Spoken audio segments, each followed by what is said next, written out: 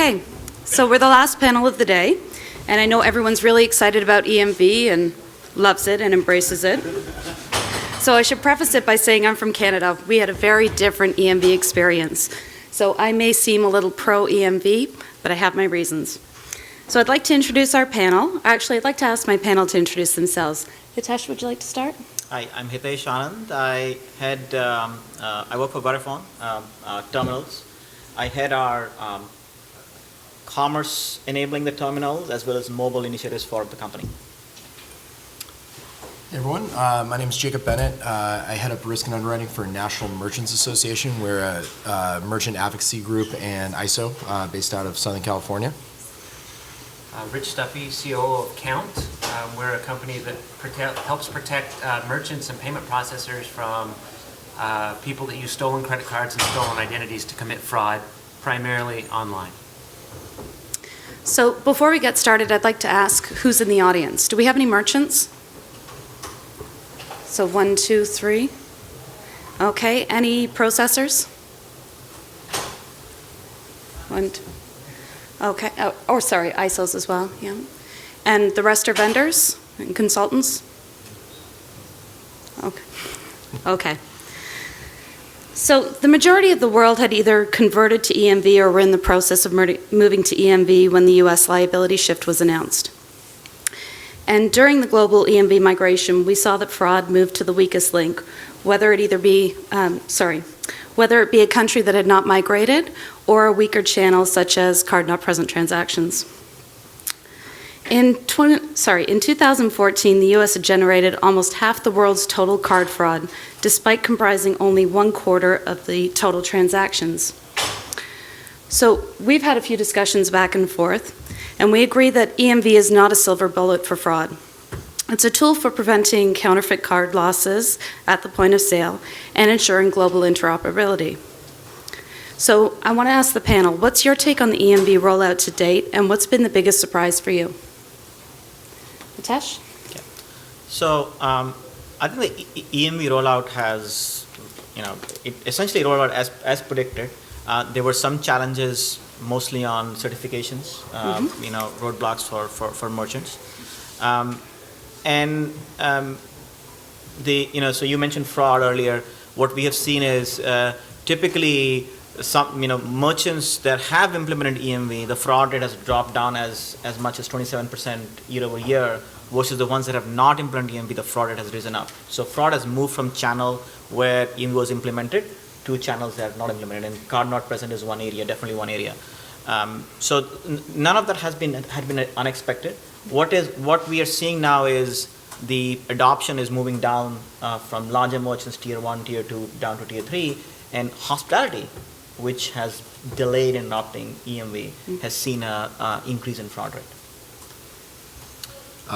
Yeah, I agree with Hitesh. I think the rollout went, for the most part, as planned. No one expected it to be an overnight conversion. I think the lodging is interesting that has been the case because they tend to be, there was a shift on international card usage, which hospitality, lodging merchants, things like that are obviously big areas for, and there was liability shift from international issuers on some of those. So that's one of the more recent ones. I think it's been a little slower than everyone expected, but for the most part, I think obviously you've got your early large adopters and that kind of trickles down. I think it was a great opportunity from an ISO processor perspective for kind of re-engaging existing merchants and approaching new merchants for equipment upgrades and a chance to discuss fraud. Something that's probably in the back of their mind, but not necessarily a huge concern. So I think it's going to continue to be a slow process, and as other verticals come online and become more like lodging and next year with petrol and things like that, I think it'll continue to be a bit of a process, but it's moving. Great. So I think we all know that EMV is a state-of-the-art technology, advanced technology, specifically designed to solve the sort of problems that we have in our payment system. Of course, that would be true if it was 1995 and we were in Europe. This is a repurposing of a set of tools and techniques, and obviously interoperable, but it was literally from the last century. I guess my biggest surprise out of this is that the chain of events that led up to this actually have people spending the amount of money and effort to implement something that came out, I think, about the same time Ghostbusters did. So what would you say has worked well and what would you do differently? Let's start with you, Rich. I do think that there have been significant benefits for the merchants that paid the price to implement, train, and make it work. We are seeing fraud rates drop there. But it wasn't surprising that we're seeing essentially dollar on dollar the same level of fraud, or maybe more, being perpetrated in all the other channels that it's happening in.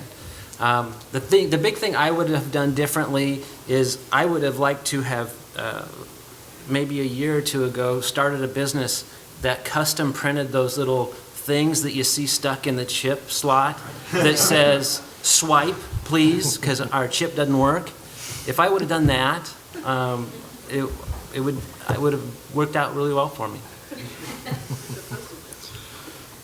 Yeah, as far as what's worked well, there's obviously certain verticals, retail merchants with high value tickets, resellable items, things like that were traditionally targets for counterfeit card fraud. So there's been a benefit there. I think there's been some benefit to early adopters on the cardholder side that have wanted to use the new technology and merchants that were ready to do it ahead of time. But one of the biggest drawbacks has been to get a merchant excited about a POS solution, it has to solve some sort of pain point that a customer or cardholder has. And if that isn't the case, a merchant's not interested. That's their number one thing. Protecting themselves is a priority, but if it's not fixing a problem that their customers have, then it's back of mind generally as far as merchants go. Hitesh? So I think, yeah, I mean, it was said tongue in cheek, but I think he's absolutely right. This technology was done in 90s, right, for a different purpose, essentially offline payments, right? But it does serve a purpose today, which is counterfeit, preventing counterfeit card from being used, right? And as a consumer, am I concerned about the card? I think what I mentioned earlier is I'm not concerned about the security piece of it, but definitely convenience. Mm-hmm. So I don't get a call from a bank saying your card has been suspended, you'll get a new card 2 days from now. What I'm going to do for the next 2 days, right? So in that perspective, yes, I do like EMV from a consumer perspective. So I think that went well. What I think perhaps did not went well is the choice that was left to the card issuers of chip and PIN versus chip and signature. So now you have this duality of customers, even the same customer having 2 different type of cards. So which is PIN and which is only signature, I don't know. So I think that perhaps did not went very well, was not very well thought through. A lot of credit unions, for example, gave chip and PIN. Mm-hmm. A lot of big banks, only chip and signature. So that could have been managed much better in my opinion. I'm speaking from a consumer perspective here. And I'd agree with you. I know if you go to Europe, you need chip and PIN. For any of the unattended point of sale, you have to have chip and PIN. You need that offline PIN capability, which chip and signature does not provide. Right. So before we move on to the rest of our questions, I want to open it up to the floor and see if there's any pain points that you'd like to discuss or any benefits that you'd like to discuss related to EMV. So I want to come back to chip and PIN versus chip and signature. So what I'm hearing is that credit unions are issuing chip and PIN while big banks are issuing chip and signature. Is that true? That's mostly anecdotal. I mean, I look at my own card profile and that's what I see. Typically, most of the small banks that I have are chip and PIN and the big ones are chip and sig. Yes. Yeah. I know that MasterCard, Visa put in their quick chip and chip, yeah, quick pay. But I still see people queuing up in lines, because not all the merchants have that. Yeah. And one of the concerns when this first came out last year was maybe a lot of merchants won't do it because of holiday sales. Do you see people, merchants turning it off if they start seeing the lines queue up with holiday sales? So turning Turning off EMV. no. They can't. They can't do that, right? There's no such thing as like you can turn off NFC, but no, you can't turn off EMV once it's Well, it's certified. they could put something in the, and Yeah. tell you to swipe it. Yeah, No. that's, It won't work. If a card is EMV card, it won't accept a swipe Okay. unless the It pushes you terminal- to dip the You chip. swipe an EMV card, it tells I you think most of my cards can do either one. For- they can. But if the Yeah. merchant accepts EMV, the Okay. card you can't use a swipe anymore. You swipe, it says dip, right? Okay. Yeah. Yeah. Has anyone looked into the middleware issue related to chip transactions? I know in Canada that was a problem for one of our merchants. We discovered that it was their middleware that was causing a significant slowdown in chip transaction times. So I can answer it slightly differently. So, EMV is not a one-all, be-all of security. Right? It's just one component. It addresses one component of security, right? So the other aspects of it is today most malware happens to the POS system, like POS on a PC or on a server. That's where most malware happens. And a lot of retailers today have a card data that flows through the POS. And what we at Verifone are promoting is something called secure commerce architecture, where the payment app itself on the terminal takes the card and encrypts it, tokenizes, sends it to the processor. So the POS never sees that card data. The issue that you're referring to, the middleware layer, is related to that. If the POS never sees card data, is never processing, never comes to the host, then that issue will never occur. So it depends on how you're structuring up your system, your payment system in the store. Okay. Yeah, I agree. The point-to-point encryption and tokenization are two huge components of overall security at point of sale. From a middleware component, it really depends on there's so many different levels of integration you could have. For every different vertical, you've got, dozens and dozens of options, and you've also got multiple points of integration. You've got vertical-specific back-office softwares, for inventory management. There's literally not a business type out there that doesn't have some sort of software that caters to it. So, as far as our portfolio goes, from a merchant standpoint, we haven't seen middleware specifically be an issue with checkout time, but it's definitely possible with just the number of different POS setups you have out there. Rich, anything to add to nothing to that? add. Okay. Extreme view, right? So the benefits of EMV are very clear. If I'm a retailer, I no longer am liable for fraudulent cards, stolen cards, right? Which is a big fraud mechanism, right? It is. So that benefit is definitely clear. As to the point whether something futuristic will come in place or not, most retailers today and most terminals, like our terminals by default, come with EMV and NFC. So you are future-proofing your terminal now for the next technology. With NFC, for example, comes not only payments, but also validated services. So we work with Apple Pay and Google Play to include coupons and loyalty to be transmitted via the mobile phone to the terminal and to the point of sale. Now that is a bundle. You have an EMV terminal capable of using NFC in an EMV environment. Now you're enabling yourself for future. So yes, it may be a bit older technology, and it's not the only piece of security, but I wouldn't say that it's useless. It is very useful for a threat that it exists today. To be clear, I'm not saying it's useless. It does a set of things particularly well, but the liability shift that you're talking about is an invented construct. Prior to chip and pin, if it was a card-present transaction, the issuing bank was responsible for it. The liability shift was an invented construct to get people to invest the money in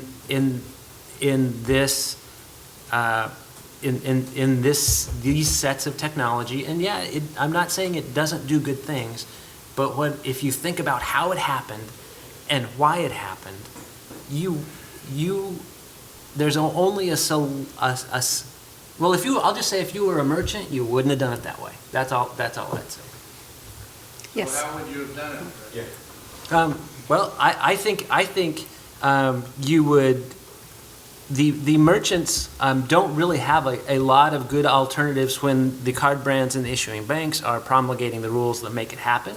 But I think if you would have asked the merchants, they were pretty happy with the way it was before. Because they had no liability. Yeah. Correct. And why should they not have liability is the whole point. Why should they have liability? So this is the issue, right? And again, I think we're taking a very US-centric view. In the US, the customer is not liable. So who is liable? The bank is, right? Go outside the US, customer is liable. So the first thing the customer wants is, which is the most secure bank? You go to India, you want to make a payment, you get a over-the-air OTP on your mobile phone to say, I make this payment. You go to China, similarly on the mobile. So the point here is that in the countries where the customer is liable or the merchant is liable, they go forward with this secure notion, okay, I want ABC security. When a third party says the bank is liable, they can't eat all the losses all the time. So I mean, to say that it was an invented construct, I wouldn't go as far as that. The people that care are the folks taking the loss, and when you're if you're a brick and mortar store, you're growing at single digit percentages if you're lucky, and your margins are being compressed from every other channel on the planet. To say 50 basis points is nothing. I know people that would give their left arm for 50 basis points. Jacob, do you have any? Yeah, I can touch on that a little bit. And we're kind of talking about two different scenarios. So if we're talking about chargebacks as a whole, there's obviously the liability shift component is part of it, and also chargebacks on the whole for card not present as well. We've seen a huge uptick in specifically chargebacks on the whole. The last stat I saw was as of late April or something like that, but it was close to a 35% increase or something like that. And I think that's based on a combination of a lot of things. So liability shift is a component of it. I think issuers having to deal with a new process and a new reality of chargeback implementation and dispute management led to a bit of an increase. And there were some false responses and things like that as well. But on the whole, we've seen a large uptick, and there's a lot of factors going on other than EMV. Part of it is U.S. consumer behavior is different than other regions too. So U.S. cardholders are, I would say, a little more savvy in terms of understanding how chargebacks and disputes work. So part of that's been an increase in quote unquote friendly fraud a little bit as well with some of those disputes. So we have definitely seen an increase across the board as far as chargebacks go. I think someone I know said this. He said, commerce is global, but payments is local. You have a lot of local ways of paying. You go to Sweden, you have this, what's that called? Secure, right? So yes, you're absolutely right. I think when it comes to mobile, there'll be a plethora of avenues, and how do you combine that? I think that's going to be the next challenge. Absolutely correct. Yeah, I agree with the standard, and you touched on it with the lodging before too. I think that's one benefit that doesn't get discussed a lot is the unification that EMV does have those benefits in that global travelers, and granted that's a very small portion of your average U.S. consumer, but that's just kind of an added benefit that's let more U.S. merchants cater to a bigger swath of international travelers and vice versa. So from a U.S. cardholder perspective, it makes it a lot easier to pay internationally as well. So it's a small benefit, but I think it doesn't get mentioned enough. And it also lays the framework for, Apple Pay, Samsung Pay, and other mobile payment devices that are using EMV tokenization and EMV contactless at the point of sale. So I think what you're referring to is today what happens is a lot of POS software runs the payment process itself. So you get the card, and the POS then manages the card payment process. And so that also is leading to the certification bottleneck. So imagine you have 200 different POS providers and you have 8 different terminals. Well, guess what? Now you have 1,600 certifications to go through as a processor, right? Mm-hmm. That's expensive for you, and so that's where the bottleneck is. So to solve for that bottleneck, what we at Verifone are now pushing for, and a lot of people are adopting, is secure commerce architecture, which means that the POS does not come in the payment flow at all. All it says is charge. Give me auth for $10. The terminal is the one, and the payment type is the one that connects to the host or the processor. So now your certification requirements have gone down from 1,600 different paths to only 8 for 8 terminals, for example. So that way, the POS piece of it does not need to change, except now it no longer manages payment. That is the way to solve for the issue that you're talking about. So there you take the POS and the hardware, the POS hardware, out of the picture. I don't know the cost offhand, but I know that it takes up to 4 to 6 months, right? And so you can compute the, even if the dollar cost is low, the opportunity cost is very high, right? And so that's where the value is to reduce that, the certification permutations to a very manageable number. And that's where I think as we go, the bigger merchants were able to do that, but the smaller merchants won't. And the processors and the ISOs need to work in the different model now versus the earlier one where the POS handles payments. I think at the risk of giving a plug for Verifone, I'll say look up the secure commerce architecture, because it does solve these problems to a large extent. Well, you have to work that out with my vendors. Okay. Now, I only shop at a few merchants while I'm down here, and I do tend to pay cash. But I would say I've shopped at 5 merchants with my credit card, and I noticed no slowdown. So it's still under the 10-second threshold. I was surprised yesterday to hear a few comments saying 2 to 5 minutes for a chip transaction. I've never experienced that. So I think someone earlier mentioned, right, that it's a habit thing. So the countries where you started with a chip and pin, that was a norm, right? You did not know that there was some other way of paying. You were accustomed to dip the card and wait until everything's set, take it out. Here we started with swipe, so everything was immediate. And when we dipped the card, we dipped it in the gas station, so it was dip and out, and that's what we're accustomed to. I think that was perhaps part of the reason why it seems so long. Yeah. So perception is the key, right?